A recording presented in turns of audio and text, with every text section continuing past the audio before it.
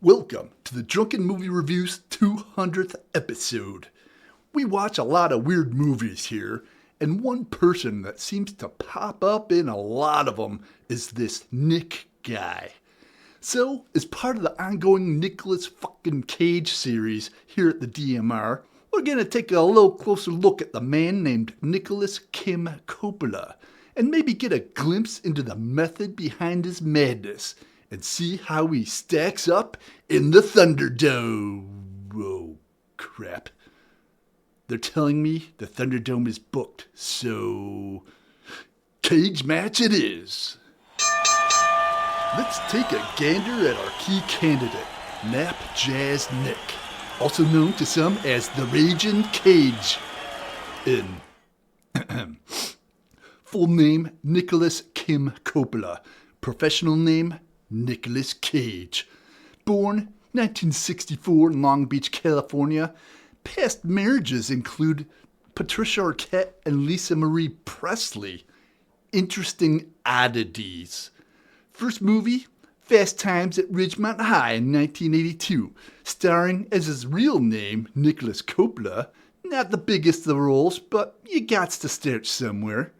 Nephew of the cinematic powerhouse known as Francis Ford Coppola, he changed his name to avoid the nepotism label. He wanted to star as Superman, even named one of his kids Kal-El. Money issues in the latter years due to some bad real estate investments and suspect marriages/divorces, allegedly. Starred in 5 films or more a year there for a while. Sure, sometimes the script wasn't the best, but he gots to get paid. Falsely accused of stealing a chihuahua by Peggy Sue Got Married co-star Kathleen Turner, sold off his first edition Action Comics #1 to pay the bills. Dang, that's rough. Describing his own style, Cage calls it nouveau shamanic. It's unique. What makes Nick somewhat of an oddity, especially given the amount of movies he's made, not a lot of sequels, besides, Ghost Rider and National Treasure. So, no well or franchise to go back to for the majority of his career. As for awards, he won an Oscar for Best Actor in 1995's Leaving Las Vegas, a real heartwarming tale of love and redemption. Even if it isn't the best movie or top money grosser of the year, Nick always brings it. I've come to appreciate his talents more over the years. Few actors out there can compare to him. But we will anyways, because I need to make this a longer episode, and honestly, a cage match against himself would be kind of weird. But there was that one adaptation movie where he actually plays twin brothers, so that technically could set up a valid Cage versus Cage match. But that's not where we're going with this. Given that, who would be a valid contender against such an impressive collection of craziness? While doing reviews, notice this other guy pop up quite a bit too, and pow, this guy's stealthy. Let's take a closer look at Hold the Doe Dafoe. Full name, William James Dafoe. Professional name, Willem Dafoe. Born 1955 in Appleton, Wisconsin. Comes from a big family. He's the 7th of 8 children. Interesting oddities. Started in high school stage productions in Wisconsin before moving to New York after apparently getting expelled for shooting a documentary that had a nudist, a Satanist, and a druggie in it, and it was considered pornographic or some such. Got fired from his first film role in Cimino's Hollywood bomb known as Heaven's Gate because he either was joking on set during a quiet part or lied and said he could speak Dutch when he actually couldn't. Conflicting stories there. Either way, he got the boot. While good in Freakin's To Live and Die in LA as a counterfeit artist, in 1986, Oliver Stone's Platoon really put him on the map. Starred in the lead role of Jesus in Last Temptation of Christ, but also starred in the movie Antichrist to, pretty much cover all sides of the theological spectrum. For his role in Antichrist, they had to apparently get a stunt cack. Listen, I don't like talking about a dude's junk, so let's just leave it at that. Likes to work with certain directors like Lars Van Trier and Robert Eggers. Did 3 films each with those guys. 7 films with both Paul Schrader and with Abel Ferrara. Has become a somewhat regular in the ensemble casts of Wes Anderson movies too. Apparently, not that weird in real life. Allegedly. For awards, nominated for a few Academy Awards over the years, but hasn't quite nailed it there yet. Fortunately, or not, nominated for a couple Raspberry Awards too. Body of Evidence with the acting stalwart Madonna, and Speed 2 Cruise Control without Neo. Apparently, didn't quite suck enough to win those though. So let's see where these guys stand, taking a look at Nick's numbers. It's actually kind of difficult to get an actual count. Multiple sites note different credits. Average that out though, Nick's got 147 movies under his belt. Damn, I think that James Dean chump only had like 3. Slacker. Alright, let's take a look at Dafoe's numbers. Bang! Huh, that's actually kind of crazy. Average that to around 159 films. That's a lot of actings. Obviously some roles larger than others, and maybe some other documentary stuff mixed in, who knows. Voice acting, animated stuff. Needless to say, between the two of these guys, they built up an impressive array of films. So, given that, that's our Cage Man... fuck the what now? Well, looks like we got ourselves a last-minute challenger. Who's got the gonads to take on these two?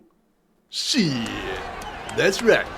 None other than the man, the legend, one Samuel Lupatius Jackson. The L actually stands for Leroy, but I just like the sounds of Lupatius better, so I'm sticking with it. Full name, Samuel Leroy Jackson. Professional name, Samuel L. Jackson. Born 1948 in Washington, D.C. Married to the same chick since 1980. Good on him. Interesting oddities. He uses the word motherfucker to get through a stutter he developed during childhood, and just as a friendly greeting, apparently. It really can be used in any situation.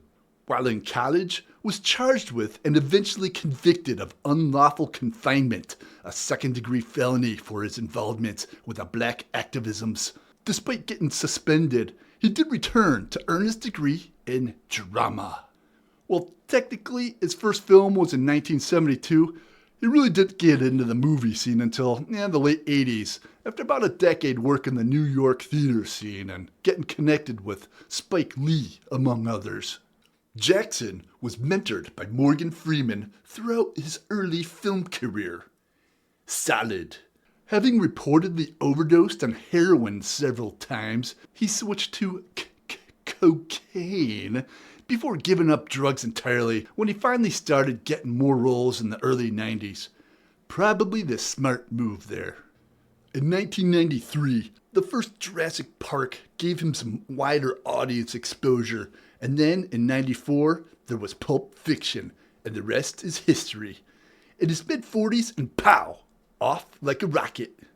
His collaborations with Quentin Tarantino after Pulp Fiction would continue, starring in major roles in 3 more of his films, plus narrating Inglourious Bastards and a brief cameo in Kill Bill Part 2. Star Wars prequel trilogy as Mace Windu, so, there's those.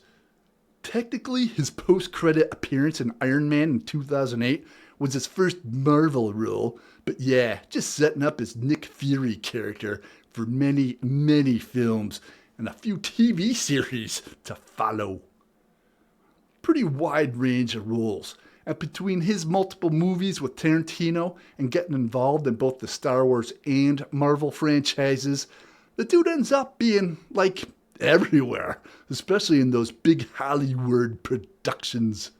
Because of that, Samuel Lupatius Jackson is considered the highest grossing actor of all time, whose movies has collectively earned an estimated $27 billion.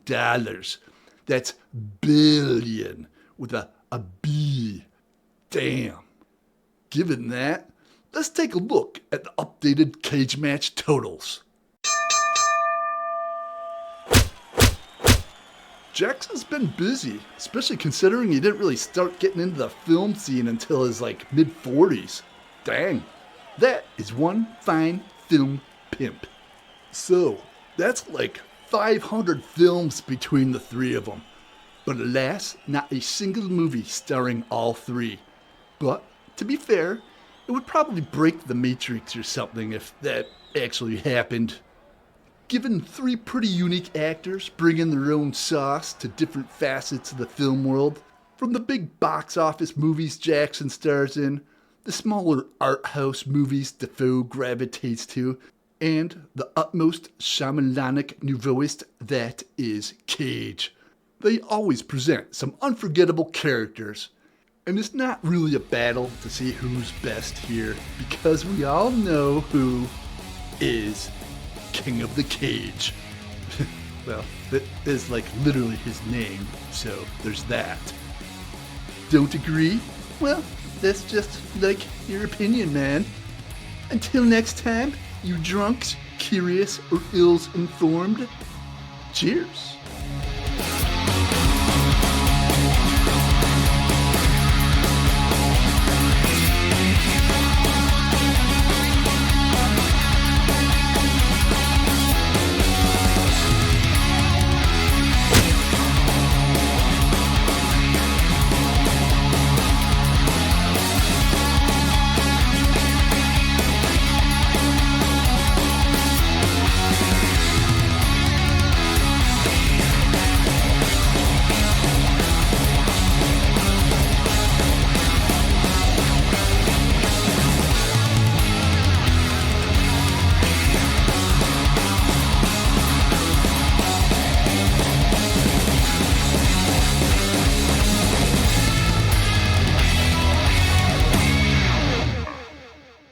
Because we all know who is King of the Cage.